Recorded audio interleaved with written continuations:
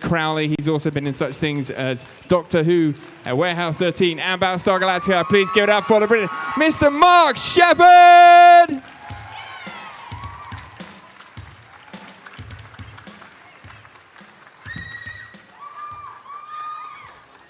Run DMC and Aerosmith. That's kind of interesting intro. Yeah. One would have thought AC/DC, you know, sort of Kansas. There's a lot of things you could have done there.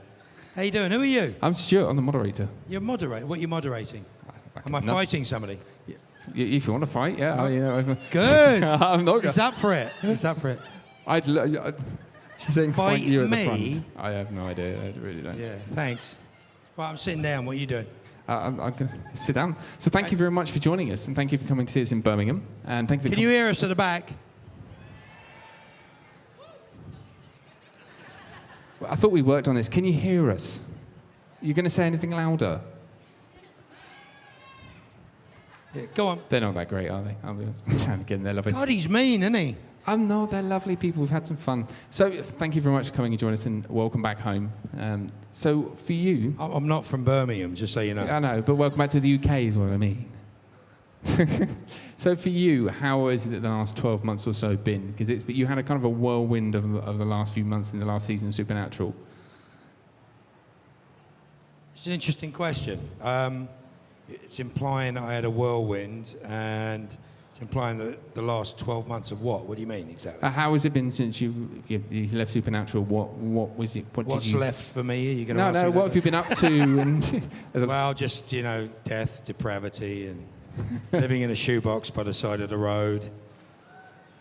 What have I been up to? I'm not telling you. Okay. I finished up on Supernatural, I think, April of last year. Amazing. Time flies, doesn't it? Yeah, tries to. Tends to, whether you like to or not. But so been doing a lot of things. Interesting stuff.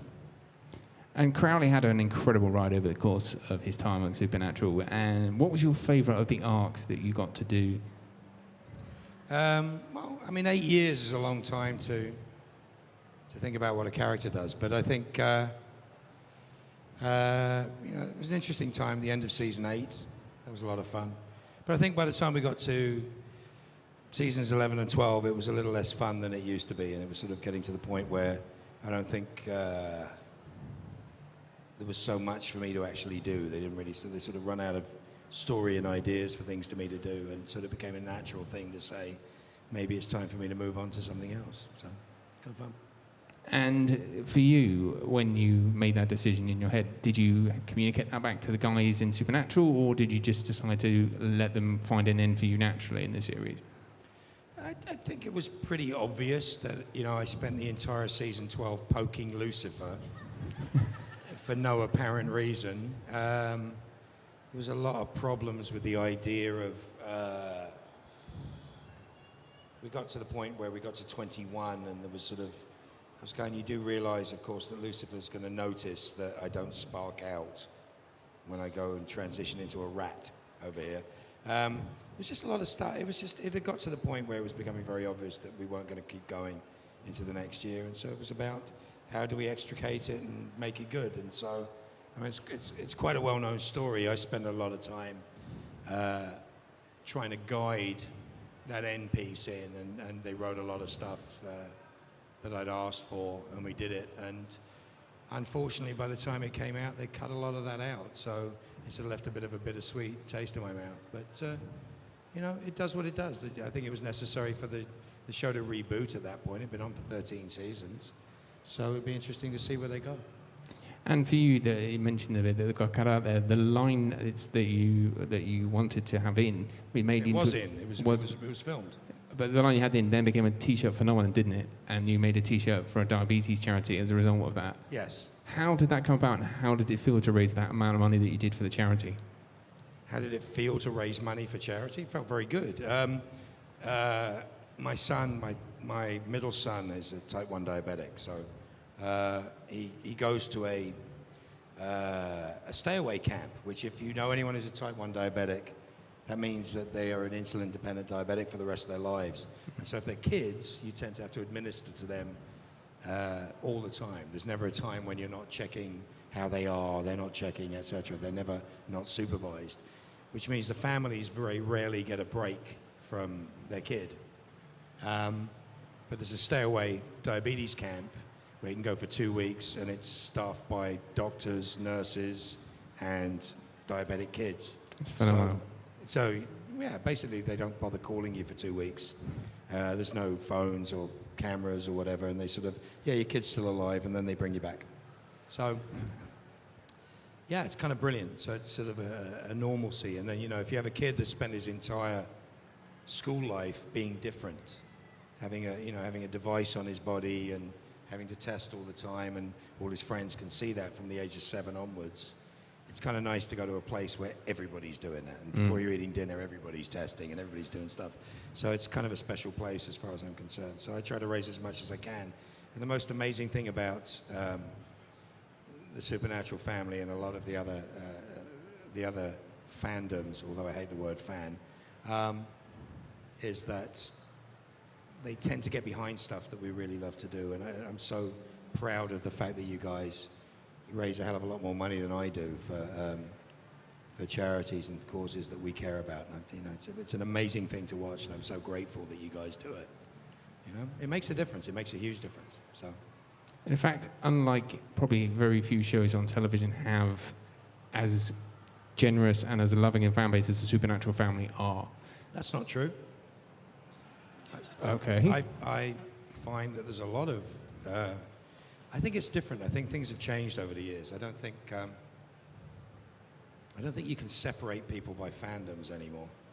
I think people are fans of a lot of things, you know, and I don't think you can always put people together because they happen to be the fandom of something, or they happen to relate to Supernatural, or they happen to relate to Doctor Who, or they're fans of Star Trek, or anything that's out there. But I think people are people, but I think what unites us in a common bond tends to be kindness and love, not necessarily the negatives that are out there. And what I see in quote-unquote fandoms and the people that are involved in just being the lovers of things is that they tend to do generous things for each other and care about each other and do nice things. So I don't think it's just Supernatural. I think, you know, plenty of Who fans are kind. Yeah, it's very fair point. There you go.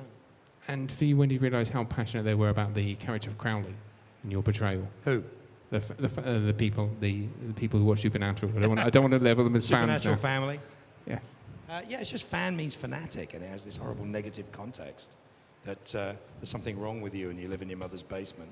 Completely. You know, some of us do, but there's a lot wrong with me, and I lived in my mother's basement. But it's always been a way of labeling us as something weird, and it's just not true. It was so much better than that. I think there should be a better word for it. Yeah, especially in that there is a trend now in society for them to want to label people, and I think you're absolutely right. We don't need to be doing. There's a trend now. Well, there's always been that then. Okay, I used the wrong word. Okay. It's not the wrong word. The word was fine, but the idea is you have to remember that's human nature, and the product of that right now is very, very negative. There's a lot less compassion in the world.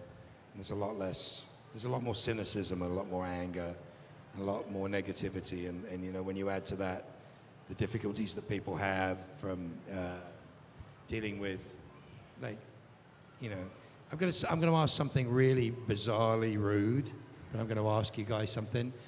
Put your hand up if you have contact with, know, or are somebody, or know somebody who is suffering from mental illness. Just put your hand up. Right. So nobody gets out alive, right? So the point is, in this world, this is no longer the guilty secret. This is no longer the we don't talk about it world. And I think places like this where it's safe to be different, places like this where it's safe to be not quote unquote normal, whatever the hell that means, bring people together in really positive ways. And that can be used to build hospitals and schools and fund diabetes camps and do all this amazing stuff that we tend to do. Because if the spirit of what it is that we do is benevolent and kind and loving, then the product of that is usually benevolent, kind and loving. And I think we're all drawn to that for that reason. It's a bloody harsh world out there. Can you imagine being 14 years old and trying to work out what you are sexually, what you are, you know, in your school environment, what you are in your family environment? It sucks. It's a very harsh place on this planet. You know, I'm proud of the fact that this is a safe place for so many people, right? You agree? You guys agree, right? And, you know, it's the one place, it is actually the one place in the universe, I think, that I know of, that you can be, you know that you're not alone. You know that there are other people who have the same issues that you do. If you scream loud enough, they'll hear you. Even if it's really quiet, they'll still hear you. But that's the thing, and I think this is a solution to a lot of things. They've tried to bottle this for years, this thing that we have, this love of things, from Stranger Things to, you know, Sons of Anarchy. I mean, you can get as wild on the ideas of what it is that you support or like as you can imagine. But they've tried to bottle it. The powers that be have tried to monetize this for decades, and they never could, because they can't pre-program or determine what it is that we like. We like what we like. Yeah. And they try to catch on to it. After a while, they catch on to it and they try to add to it. And usually by that time, we've moved on to something else. Or not. You know, if it's something really worthwhile, it endures. Firefly is hysterical. I mean, that's like 15 episodes of television that nobody saw. And yet I've signed, not anymore, it doesn't. I've got to have signed 15,000 Firefly DVDs in my time. So, there's a thing about it that brings people together that is just so fabulous. And I think the major thing was it was stolen from us. It wasn't something that naturally ended. It was something that was taken off the air for no particular reason. And it just pissed everybody off. It was like, this could have been really cool for like 3 years. At least to give it a couple of years, it would have been fun to see what happens. You know, that was the purpose. So, you know, things are ahead of their time, things are not ahead of their time. Delivery systems have changed. The way we watch has changed. We're watching box sets now. You guys don't pretend that you pirate stuff anymore, you just pirate it. So they know you're going to buy the DVD anyway now, so there's nothing they can do about it. But those stigmas have gone away, and that's fascinating. And they still can't predict what we're going to care about. So they throw the stuff up there, and then hopefully something sticks. And, you know, my position in life is, I'm really happy if I end up in one of those things that sticks, you know? It's kind of cool. It's my favorite thing to do. And we're certainly glad that you stuck in Supernatural, because it was certainly, I loved watching Crowley. I thought he was really cool, and I know there's a lot of people out there who agree. So we're going to get them to ask you some questions now. So we're going to throw the microphones open to them. So if you have a question that you'd like to ask Mark, all you do is stick your hand up, and I will come round to you with a microphone right now. So let's go. Let's start off with this girl. Let's see how far you're willing to walk. Oh, let's go with it. Let's start with you. See, look, he's not gone far at all. If you had to sell your soul, what would you sell it for? I don't have a soul. If you had to, if you did have one. I answered the question. Moving on. Right, let's go to the right, to the middle of this lady here. This is the greatest thing about playing somebody who's perceived as a bad guy. You can be as rude as you want, as long as you get a laugh out of it. Hi, Mark. Jeez, yes. I know it got a bit daft towards the end, like dress. You're not local, are you, by any chance? Yeah, sorry. Sorry. Don't, I'm going to pay £30 in a minute for your autographs. That'd be nice. Is that a threat? I forgot my question now. Good. Go on. No, right.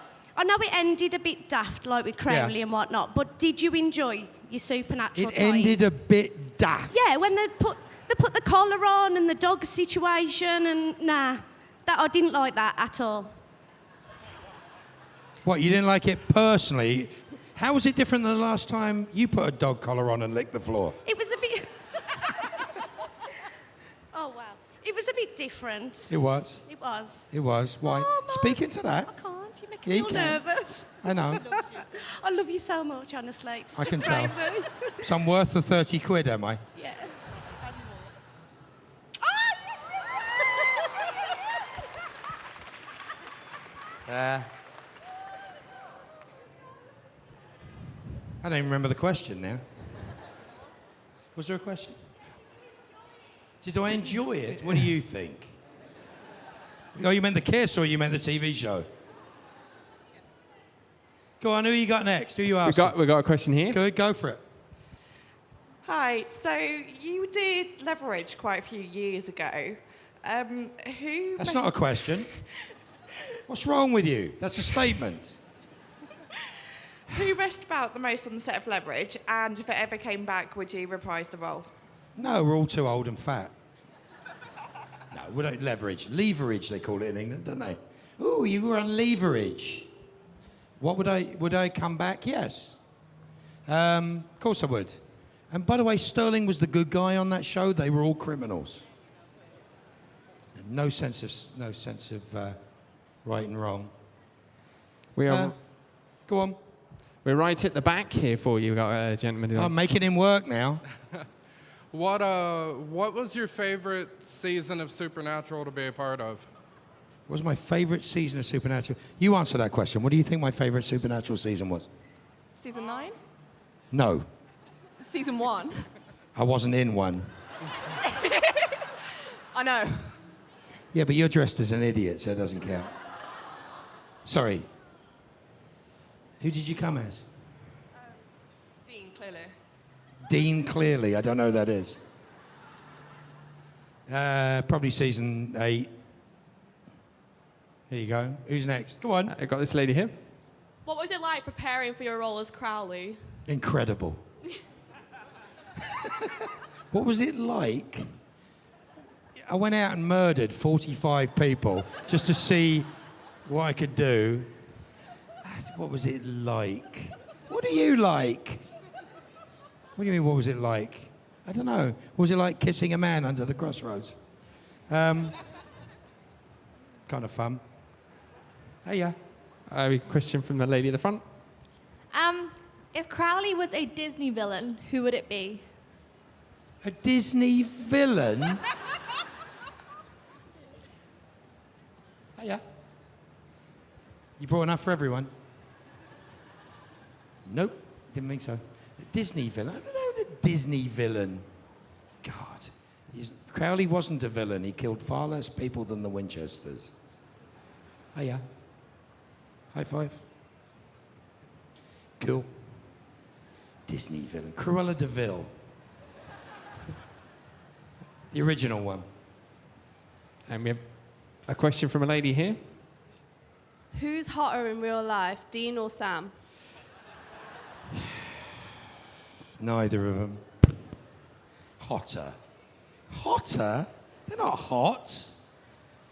This is just annoying, tall. Told you, like, the great joke about that. It's like, I am not a short actor. On that show, I'm a short actor.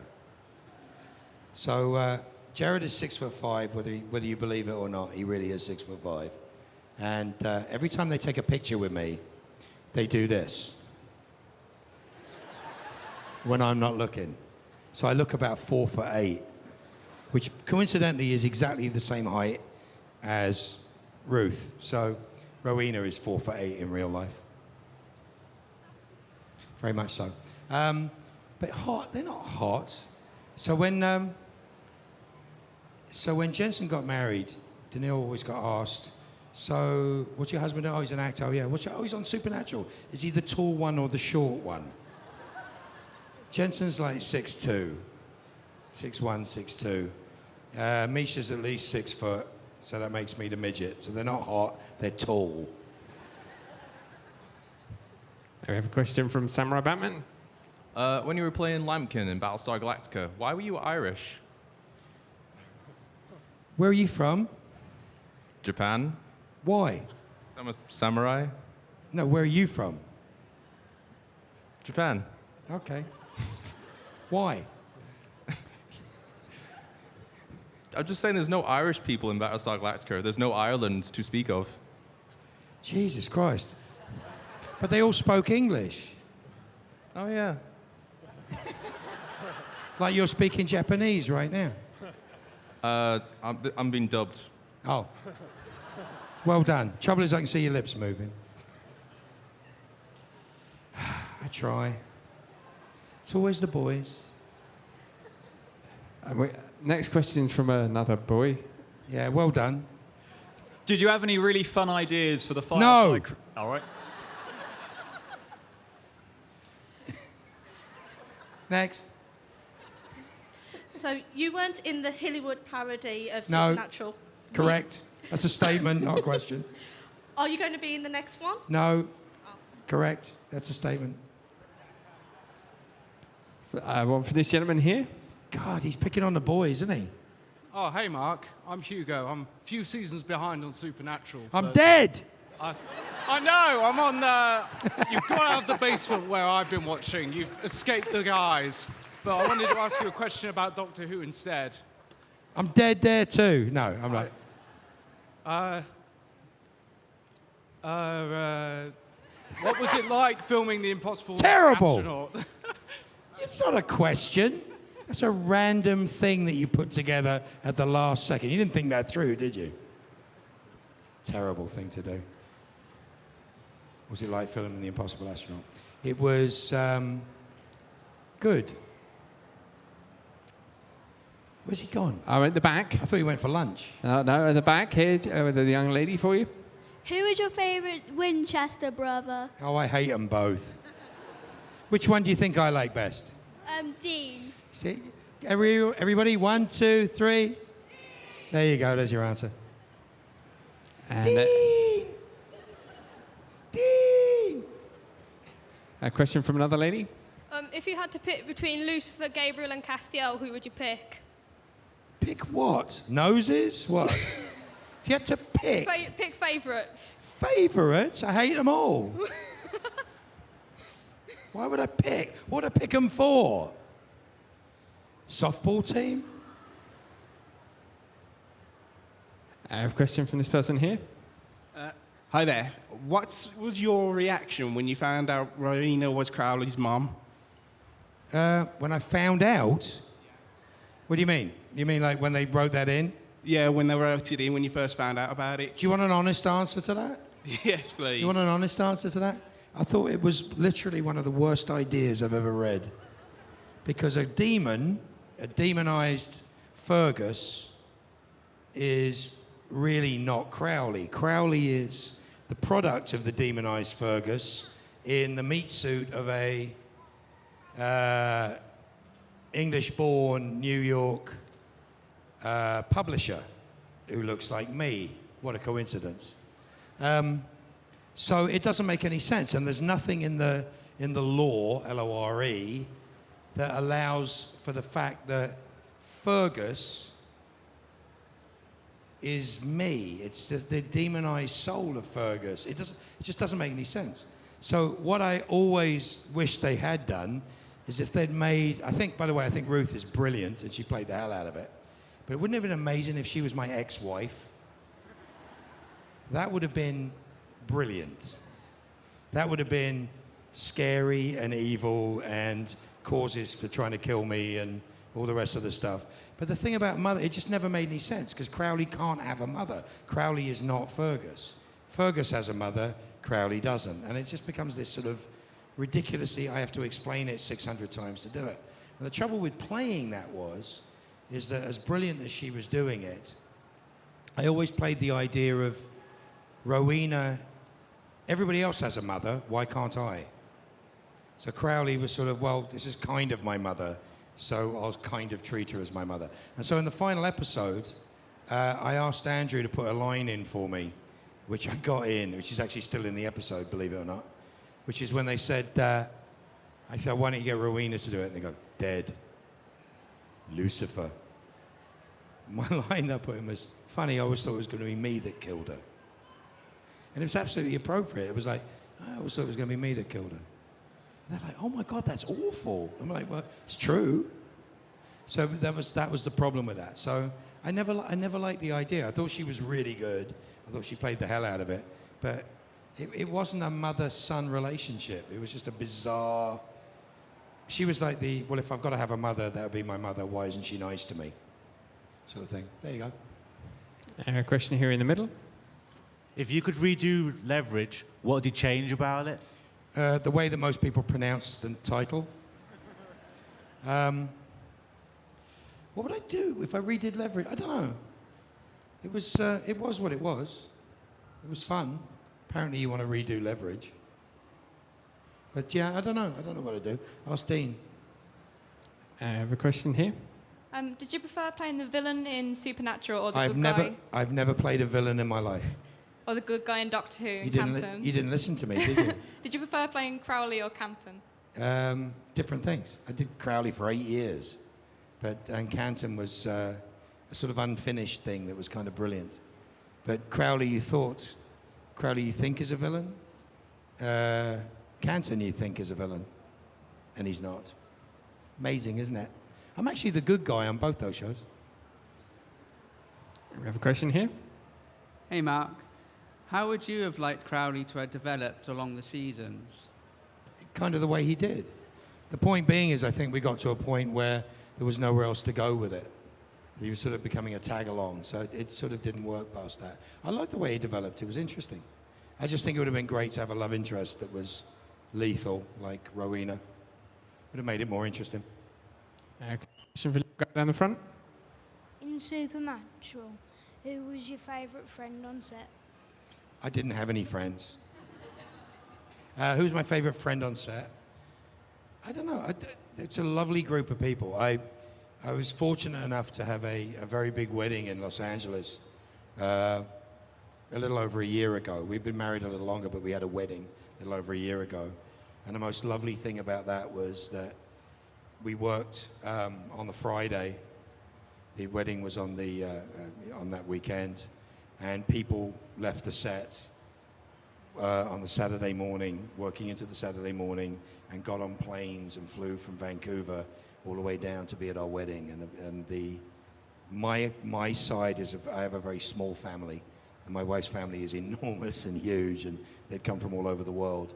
But my side of the aisle and the lot partying was the entire crew was invited, and everybody that I worked with was invited. And it was a lovely thing to see that the people that I worked with for all of that time came down to support us. So it was just a lovely thing. A question here. Hiya. What's the most memorable stunt you've ever filmed? Stunt.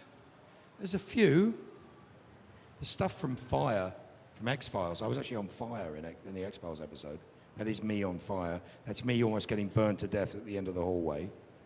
My arm is on fire, which is fun. But my favorite thing I've ever done is a stunt that my stunt double did in Supernatural, which Richard Spate's episode, the one where we had Ramiel coming in. And there's this great scene where I'm outside telling, the Prince of Hell, basically, that, maybe we should be able to work this out. And the next cut is me flying through a barn door into a tractor. And my stunt double, Corey, was amazing. He hit that tractor so hard. It's the most painful thing I've ever seen in my life. He's an amazing stunt double. And my favorite thing I've ever done was when I was in the studio, had to voice the sound of me coming through the door as I'm being flown through. And I had an idea that it would be really funny if I did the girliest scream ever. And if you ever watch that, it is I laughed so hard when I heard it. It's like, ah! So after being really tough and going, maybe we can work this out, doing this whole sort of Clint Eastwood-y bit outside, the next thing is, ah! Bong, into the side of a tractor. It's like, oh. So that's like my favorite stunt because of the dialogue that went over it. Question here. I'm going to be cheeky and get a statement in as well, just to say thank you for talking such sense earlier when you were talking before the question started. It meant a lot, I think, to a lot of people in the room, so thank you very much for that. My second one is not about Supernatural, shockingly. That's okay. Just for a change. I would like to know, what was the part that you would have liked to have played in anything you could have played in the whole of film and television history, and why was it? Film and television history is a weird thing. I'm 50, almost 54 years old, and I got to the age where I've gone. I'm jealous of things that have gone before me that are brilliant that I see, but not in the same way. I don't always, I could have done that, but it would have been different. I don't look at the same things the same way. There are roles that I didn't get in things that were amazing, that other people did really, really well. And eventually I understood why I didn't get them. It was a different thing. There was a point where there was a role in Luther that I really wanted to play, and it didn't end up being me, but it was done really brilliantly by somebody else. And but I don't envy the things, because maybe it's my process. Maybe it's the fact that something arrives to me and it's just on paper. It's just somebody brilliant has written something brilliant, if it's brilliant. And you read it and you go like, oh, this is so cool. And the thing that it makes you feel and the story you want to tell, the person you want to be, or this, I know who this person is.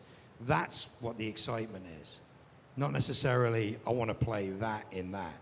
I mean, everyone wants to be Steve McQueen or whatever they want to be, or Meryl Streep, or whatever it is that's exciting, or Gal Gadot in Wonder Woman. I mean, you talk about something aspirational. It's amazing to see how many little girls running around in Wonder Woman costumes just as a result of how cool she is, because she's brilliant, And you see what Black Panther's done, and you see all these. We've got some great aspirational hero issues going on right now, which is a lot of fun to watch. And, we see it in conventions all the time. We see people that, we see what you love, because you're now brave enough to wear it on his sleeves because you're not going to get beaten up on the way to the bus stop. But it's because the stories are everything to me. I appreciate what other people do. I'm jealous of the fact that, that's just brilliant. But I don't miss anything that I didn't get to do. And I'm not sure yet what I'm going to do next. And every time's been a journey, and everything I've loved to do and the process that I've loved to do, luckily enough, there have been other people that have enjoyed it too. And that's been the most beautiful journey for me. Does that sort of answer you? Okay. A question here? Can you think of the exact moment you knew you wanted to be an actor? No, I never wanted to be an actor. What did you want to do? I'm a musician. Really? Yes. Ah. I'm a working and touring musician. I'm currently on tour with Robin Hitchcock. Talk about the weirdest thing in the world. In May, I'm playing the Academy in Manchester, and I'm playing University of London Union in London. Places I played 35 years ago. I played with Robin 37 years ago. And now I'm just a big kid. I get to do what I love to do. I never wanted to be an actor. My dad was an actor. And I love it. It scares me. But I don't know that I ever wanted to be an actor, because I don't really know what that means. The telling of stories in music, the telling of stories in film, directing, painting, writing, all of those things are sacred to me. They're absolutely perfect. And I love being part of the telling of stories. And I've been lucky enough in TV especially. I don't know why it's been TV for me, but in TV especially, I've been lucky enough to get to tell stories about universes that are different than the ones we have. And when you get to do Battlestar, and you're sitting with Edward James Olmos in the Cinerama Dome in Hollywood, stuffing popcorn into your mouth, going, yeah, they're still going to be watching this in 50 years. Because it's brilliant. It's brilliant. And there's never enough money, there's never enough time, you'll never get it perfect. But it's the endeavor and the want and the desire to put your heart into something. There was a Richard Burton quote, that's my dad's favorite quote in acting. A young actor went to Richard Burton and said, Mr. Burton, how do you do the acting? It was a very literal question. How do you do the acting? And he meant it. He was really genuine about, how do you do this? What do you do? And Burton looked at him and goes, that's easy, son. What you do is you give the other actor your whole heart. And if he doesn't give it you back, you kick the shit out of him. And that, to me, is what you should do in anything from skateboarding to model making to singing to dancing to, to clapping, to anything. You put your heart in it. And if you put your heart in it, people can tell. And people come and see it. And if you love it and you care about it, people can tell whether it's something that you care or love, I come from live music and live theatre. and I'm used to an audience doing this, and I'm looking at you and you're smiling at me and you ask me a question and you know I'm talking to you, and I was just talking to you and you're sitting there with your daughter, and I get a sense of who you are in this moment, etc. When I make television, I'm doing it with 150 of my friends, and we're all going, oh yeah, that was really good, and we're hoping it's really good, and 6 months later or 3 months later it ends up in your lap, but you know, with the help of hundreds of people who are trying to make it the best possible thing they can make it, right? So, you know, the sound guys, everybody, the electricians, the people that make the food, everybody wants it to succeed. But you don't have an audience, right? So you make it and we give it to you, and we hope it does something for you. We hope you love it. And the reason why I come to places like this, and the reason why I've always loved coming to places like this, and the reason why when Matt Smith was like, what are conventions about? And I'm like, let me tell you. I said, if you've ever been on stage, which we've all been on stage, you get this. I get you smiling. I get you giggling. I get you smiling. I get a sense of your family. I get a sense of you're giving me your time. You're giving me your energy. You got a kiss on the cheek. But it's a loving two-way street. How I talk is affected by what you give me. How I perform is affected by what you give me. It's a living, breathing entity, this bond between performer and audience, right? I come to conventions because this closes that thing. You've seen the things that I've given you, and you're giving it back to me now. And that's what I appreciate so much. So I love doing these things. It's not a cynical thing for me. It's not a negative thing for me. It's a loving thing for me. And I love being part of the things that you guys love. It's an honor for me. I've got incredible experiences as a result of doing what I do. You know, I have a marvelous life, an incredible family, great friends who feel the same way as I do. I've been amazed enough to see people dressed as me, some idiots dressed as angels, but I love you all, you know that. It's my favorite thing is to see a 12-year-old girl, and I'm going, what the hell did you come as? And she's like, I came as Castiel. And it's like, stare me down because I'm that evil demon. It's like the greatest feeling in the world is that it's an empowering thing. It's a positive thing. It's in a minor way, I'm part of a change and a positive change in that way, an effect on people's lives. Proud of that. I've seen people transition gender as me, dressed as me. It's the most mind-blowing thing to see. It's to somebody who used to paint a beard on their face, having a beard on their face, still dressed as Crowley. It's the most beautiful experience to watch somebody be comfortable in my skin. When maybe they weren't comfortable in theirs, you know? You never know, but there are humbling moments, and you see people struggling, and you see people, you see people struggling with depression, people struggling with anxiety. I see more anxiety in these places than you can possibly imagine. And people having the guts to come up to a table to be abused by me for the 3 or 4 seconds that I'm going to abuse you, and sweating and shaking and worrying and doing all that. It is the nectar of the gods for me. It is the most lovely and beautiful thing that you can give me, which is your time, your love, and your energy. And I wouldn't miss it for anything. And I travel the world to get to do this and share this with you. And I appreciate and love you all for doing that for me. I just wanted to say thank you.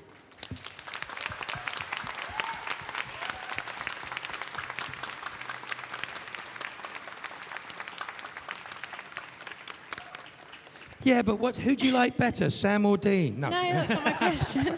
I'm joking. Supernatural's got a really kind of diverse but fantastic cast, and it's got a Not lot very of strong diverse. women. Very few women in that cast. No, but they're doing a spin-off now, like Wayward Sisters. They're Yes. they're building on it and the strong women. But of the women that are in the main series, which are your favourite? I don't have favourites. They're all extraordinary. I mean, I love Kim because I love Kim. I love Sam because I love Sam. I love all those people because I love them as people. You know, Ruth is one of my favourite people on the planet, and I think she's fantastic. Elena is one of my closest friends. I've travelled the world with that girl. Her family hangs out in my house. You know, that's the bond of doing it. The trouble with Supernatural and women was that the women who watched Supernatural didn't like the women on Supernatural. So it was like, that's all your fault, just so you know. It's like, they can't get near Dean or Sam. That's not okay. You know, say, kill them off, kill them all. So my favorite always, though, I have a huge soft spot for Meg.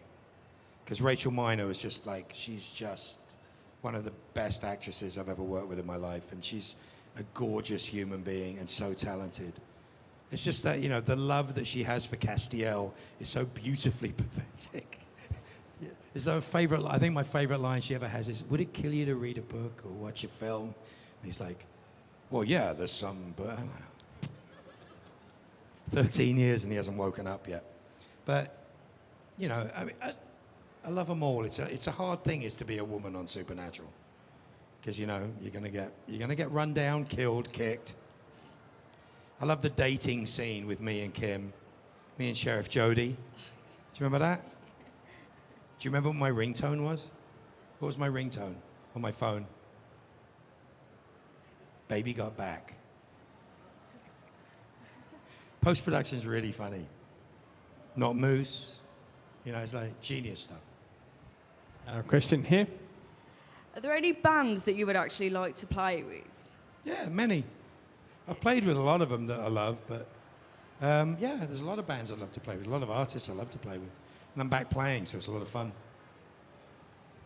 Okay, and I have a question here from this gentleman.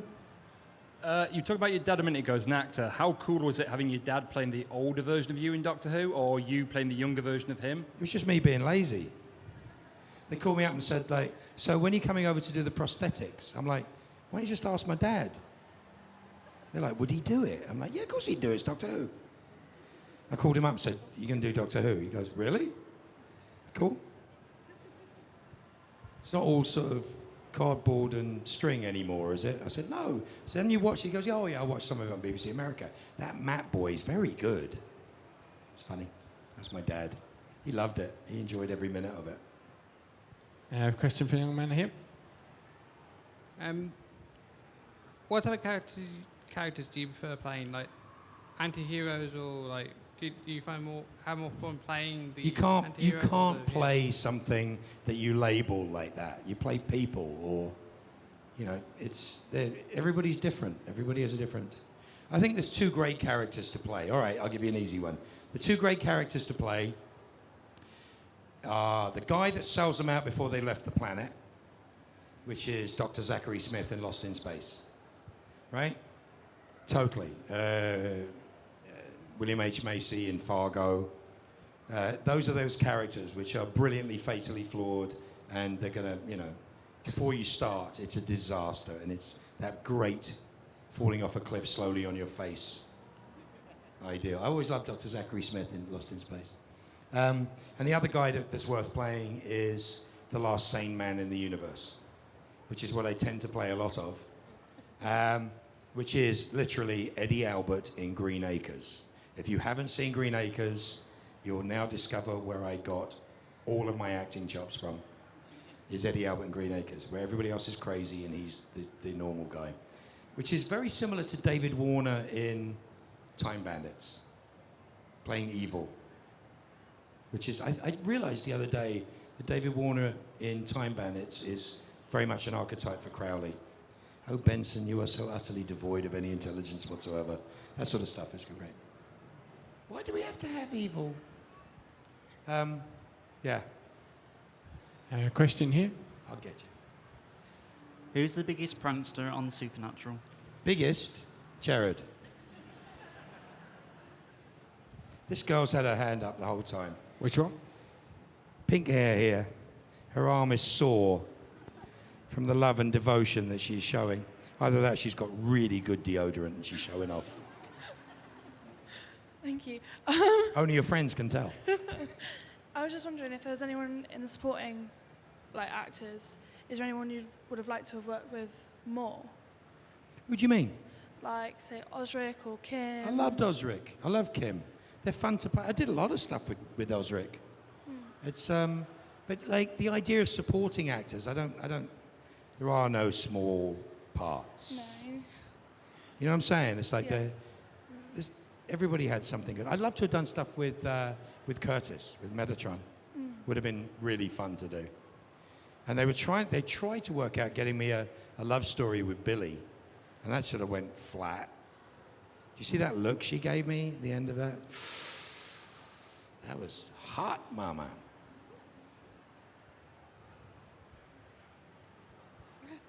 Hands up. You're up. Good. Go. Do you have a favourite line from Supernatural? Favourite Yes. scene? Hundreds of them. Hundreds of favourite lines. I had a lovely moment talking about audiences. I was doing a convention, one of the creation conventions, one of the last ones I did. And the audience had about 70 or 80 paddles, sticks, and they were all quotes that I'd had over the 8 years of me being on the show. And of course I know a lot of them stick in my head, but there's ones I didn't remember that I could burst into fits of laughter going, oh yeah, I said that. I'm trying to remember where I said it and what I said it about. But there's some beautiful stuff that they put in my mouth, and there's beautiful stuff that I put in my mouth. You know, it's like, it worked. So, you know, You're Good But I'm Crowley is mine. You know, even when I lose, I win is mine. But no one in the history of torture has been tortured with torture like the torture you'll be tortured with belongs to Eugenie.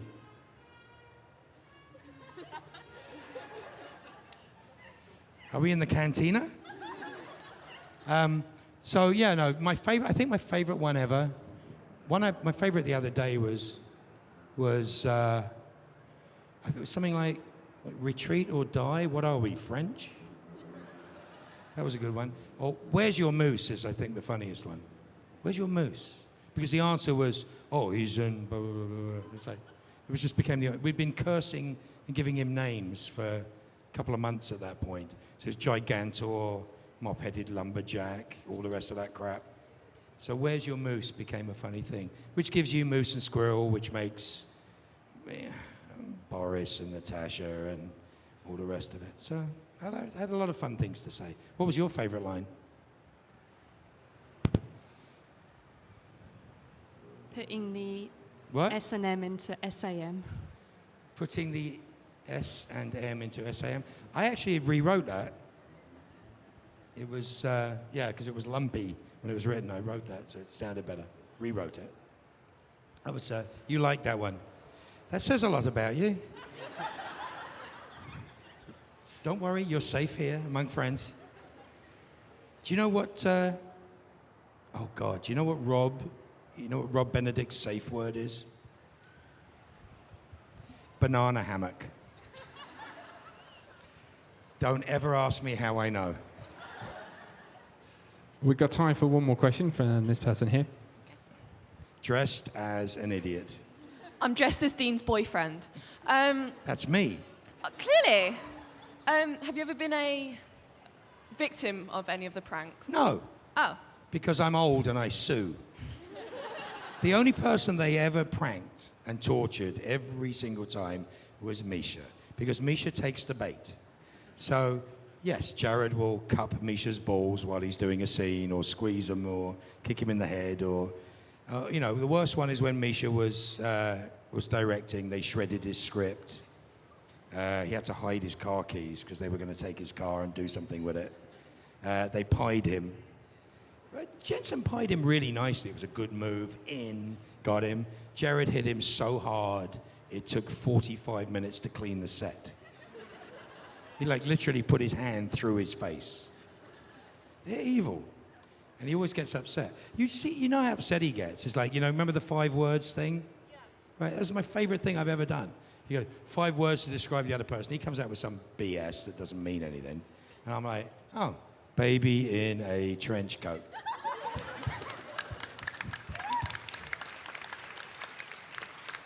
It's like, yeah, 5. I knew it was 5.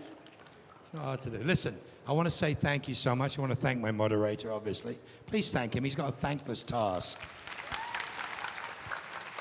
Can you imagine trying to moderate me? It sort of sucks a bit. But I want to thank you all, seriously. My energy's a little... I'm in my jet lag days, so my voice has gone down a little bit, and my energy's just dipped a little bit. I want to tell you thank you. I really appreciate all of your lovely faces. I've seen a lot of you today, some of you today and yesterday. Some of you I hope to see later. But I want to say thank you. It means a lot to me. You have no idea how much it means to me. So I hope I get to see you again. and lots of love, and thank you for this incredible life. Ladies and gentlemen, please give a massive round of applause and thank you to the brilliant Mr. Mark Sheppard.